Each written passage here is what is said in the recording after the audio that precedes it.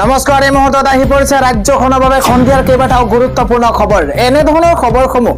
নিতৌ চাবৰ কাৰণে চেনেলটো সাবস্ক্ৰাইব কৰি ভিডিঅ'টোত এটা লাইক কৰি দিব এই মুহূৰ্তত জনাই আছো এটা গুৰুত্বপূৰ্ণ খবৰ ঈদক লৈ নতুন এছঅপি জাৰি কৰা হৈছে এবাৰ মুছলমান সকললৈ বিশেষ নিৰ্দেশনা জাৰি কৰা হৈছে এবাৰ ঈদত ৰাস্তাত নামাজ পঢ়িব নোৱাৰিব লাউড স্পিকাৰো নিষেধাজ্ঞা জাৰি কৰা হৈছে এই মুহূৰ্তত জনাই আছো ডাঙৰ খবৰ ঈদৰ প্ৰাক মুহূৰ্তত কোটি কোটি মুছলমানলৈ জৰুৰী নিৰ্দেশনা জাৰি কৰা হৈছে ঈদৰ প্ৰাক মুহূৰ্তত কোটি কোটি মুছলমান সকললৈ জৰুৰী নিৰ্দেশনা ৰাস্তাত নামাজ পঢ়িব নোৱাৰিব কোনো মুছলমান লাউড স্পিকাৰ ব্যৱহাৰ কৰাৰ ক্ষেত্ৰতো নিষেধাজ্ঞা জাৰি কৰা হৈছে শান্তি শৃংখলা বিঘ্নিত যাতে নহয় তাৰ বাবে পদক্ষেপ গ্ৰহণ কৰিছে প্ৰশাসনে ৰাস্তা সাদত নামাজ আদায় কৰাত নিষেধাজ্ঞা জাৰি কৰা হৈছে ঘৰৰ ভিতৰতে বা মছজিদ ঈদগাহত নামাজ আদায় কৰিব লাগিব মুছলমান জনতাই ঘৰৰ ভিতৰতে বা মছজিদ ঈদগাহত নামাজ আদায় কৰিব লাগিব মুছলমান জনতাই লাউড স্পিকাৰ ব্যৱহাৰ কৰি শান্তি শৃংখলা ভংগ কৰিবলৈ দিয়া নহব এটা বিশেষ খবৰ ঈদৰ সময়ছোৱাতে পৰ্যাপ্ত নিৰাপত্তাৰ ব্যৱস্থা কৰা হ'ব আৰক্ষীৰ লগতে RAF অৰ্ধসামৰিক বাহিনী মোতায়েন কৰা হ'ব ড্ৰোনৰ লগতে CCTV ব্যৱস্থাও কৰা হ'ব কেতবোৰ নতুন নিয়ম জাৰি কৰা হৈছে নিয়ম ভংগ কৰিলে আইনী ব্যৱস্থা হাতত লোৱা হ'ব পাছপোৰ্ট পৰ্যন্ত বাতিল কৰাৰ সিদ্ধান্ত গ্ৰহণ কৰা হৈছে ৰাস্তাত নামাজ পঢ়িব নোৱাৰিব কোনো মুছলমানে আন এটা ডাঙৰ খবৰ হৈছে বিজেপি নেতাৰ বাসগৃহত ভয়ংকৰভাৱে আক্ৰমণ কৰা হৈছে এবাৰ বোমা নিক্ষেপ ধাৰাসাৰ গুলীবৰ্ষণ দুৰ্বৃত্তৰ এই মুহূৰ্তত এটা ডাঙৰ খবৰ প্ৰাক্তন সাংসদৰ ঘৰত এবাৰ আক্ৰমণ দুৰ্বৃত্তৰ প্ৰাক্তন সাংসদ অৰ্জুন সিঙৰ ঘৰলৈ বোমা নিক্ষেপ ধাৰাসাৰ গুলীবৰ্ষণ কৰা হৈছে নিশা 10:30 বজাত প্ৰাক্তন সাংসদজনৰ ঘৰত এই আক্ৰমণৰ ঘটনা সংঘটিত হৈছে 24 পৰগনা জিলাত ভাটপাৰাত থকা ঘৰত অতৰ্কিতে আক্ৰমণ কৰিছে দুৰ্বৃত্তই কেইবাজনীয়া দুৰ্বৃত্তৰ দলটোৰ আক্ৰমণত এজন যুৱক আহত হোৱাৰ তথ্য পোহৰলৈ আহিছে আৰক্ষীৰ উপস্থিতিতে বোমা নিক্ষেপ গুলীবৰ্ষণৰ ঘটনা সংঘটিত হৈছে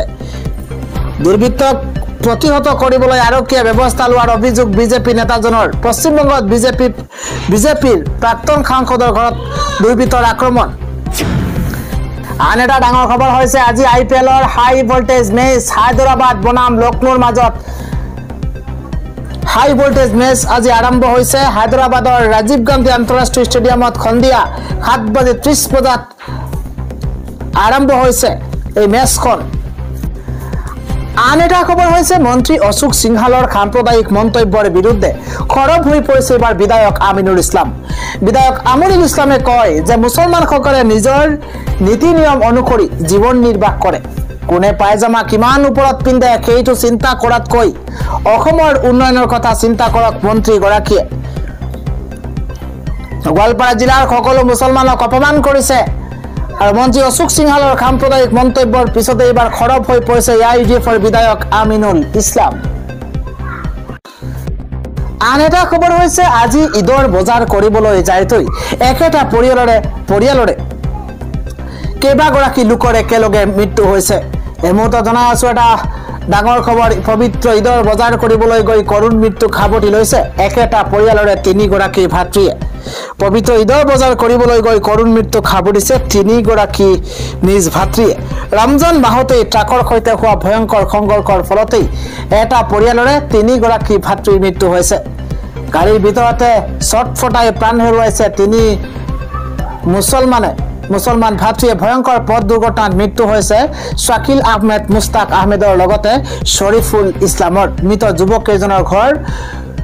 মৈৰাবাৰীত বুলি জানিব পৰা গৈছে নিজৰ দোকানৰ বাবে সামগ্ৰী ক্ৰয় কৰিবলৈ গুৱাহাটীলৈ আহি আছিল 3 ভাতৃ আৰু মাত্ৰ কেইটামান মুহূৰ্তৰ পিছতে এখন ট্ৰাকৰ সৈতে মুখামুখি সংঘৰ্ষৰ ফলতে কৰুণ মৃত্যু খাবতি লৈছে একেটা পৰিয়ালৰে 3গৰাকী ভাতৃয়ে আন এটা খবৰ হৈছে ৰাজপথত নিষিদ্ধ মাংসৰ ঘটনাক লৈ উত্তেজনাময় পৰিৱেশৰ সৃষ্টি হৈছে নিষিদ্ধ মাংসক লৈ গোলকগঞ্জত উত্তেজনাময় পৰিৱেশ এবাৰ পোকা লাগি চতুৰ্থ খণ্ড গাঁৱৰ পথত নিষিদ্ধ মাংস পেলোৱাক লৈ উত্তেজনা পথ অৱৰোধ কৰি ৰাইজে সাব্যস্ত কৰিছে তীব্ৰ প্ৰতিবাদ ঘটনাস্থলীত হালাকুৰা আৰক্ষী উপস্থিত হৈ নিয়ন্ত্ৰণ কৰিছে পৰিস্থিতি পুৱাৰ ভাগতেই কোনো দুষ্কৃতিকাৰীয়ে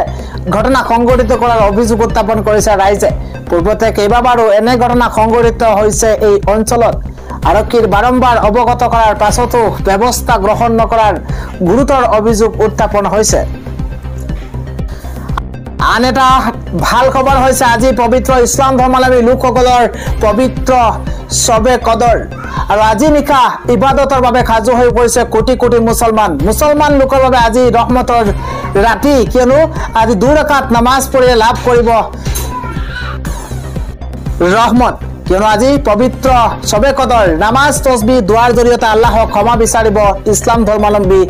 জনতাই। এটা ভাল খবৰ, ৰমজান মাহৰ শেষৰ ফালে পালন কৰা হয় শবে কদৰ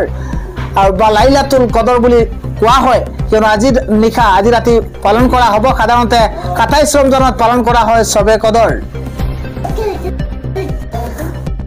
আন এটা ডাঙৰ খবৰ হৈছে এইবাৰ চৰকাৰী আঁচনিৰ নামত যদিহে কোনো ব্যক্তি আপোনাৰ পৰা টকা লৈছে, ঘুষ লৈছে, তেন্তে হিমন্ত বিশ্ব শৰ্মাৰ তৰফৰ পৰা 6টাকৈ বিশেষ নম্বৰ মুকলি কৰা হৈছে। কোনো ব্যক্তি যদি আপোনাৰ পৰা চৰকাৰী